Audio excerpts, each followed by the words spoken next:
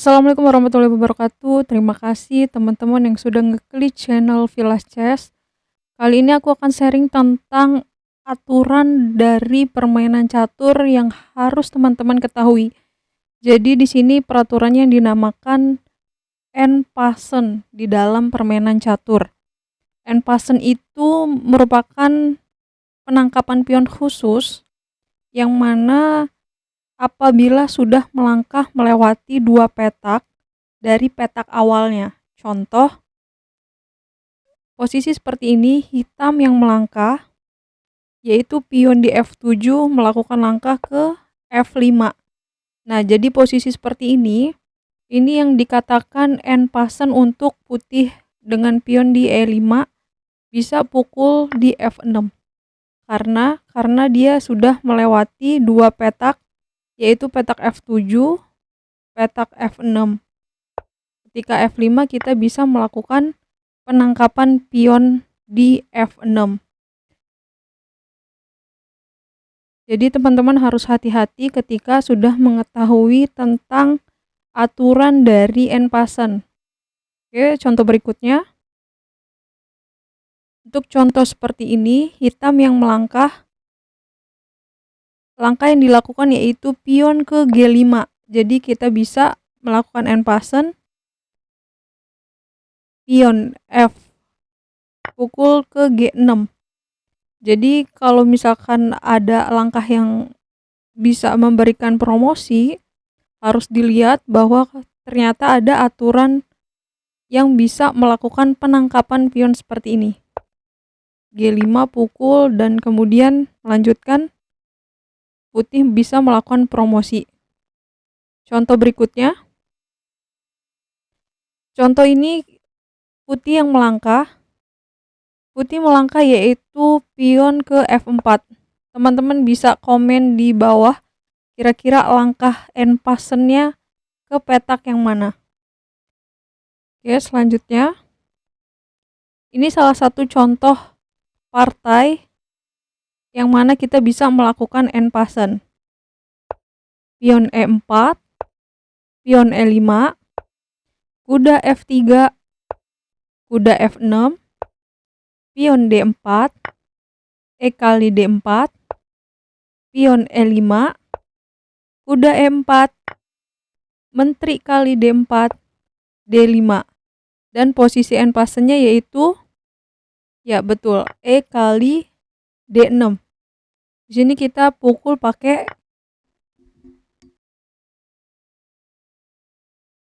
kuda kali D6. Jangan sampai pakai pion karena menteri bisa pukul kuda di E4. Contoh partai berikutnya. Pion E4, pion E6, pion E5, pion D5. Kita akan melakukan end pasen di E kali D6, C kali D6, pion D3, pion D5, kuda F3, pion D4, pion C4, D kali C3. Dan di sini posisinya putih memberikan langkah C4 dan kita bisa melakukan end pasen di D kali C3. Selanjutnya, hitam yang jalan posisi seperti ini melakukan langkah F5. Jadi kita bisa melakukan end pasen E kali F6. Ketika raja kali F6 kita bisa cek di H7. Dan ancamannya benteng di F8. Kemudian, jadi teman-teman kalau sudah mengetahui adanya aturan end pasen ini, posisi-posisi yang kira-kira menguntungkan kita baru kita lakukan end pasen. Tetapi kalau misalkan tidak menguntungkan ataupun putih bisa melakukan promosi atau hitam bisa melakukan promosi, jangan dilakukan untuk end pasen. Jadi tidak mesti dilakukan end pasen, harus dilihat posisinya terlebih dahulu. Seperti pion di D5, hitam yang melakukan langkah. Kemudian ini bisa pukul F kali E6 karena kita n pasen. Tetapi kalau teman-teman tidak ingin melakukan n pasen, teman-teman juga bisa memberikan langkah misal raja ke C4. Jadi harus lihat posisinya yang kira-kira menguntungkan kita untuk melakukan n pasen. Contoh berikutnya. Nah, contoh ini apabila tidak bisa melakukan n pasen karena dia sudah melakukan satu langkah. Contoh, hitam yang melangkah pion D6 dan putih melakukan raja ke D4, lalu hitam langkah D5.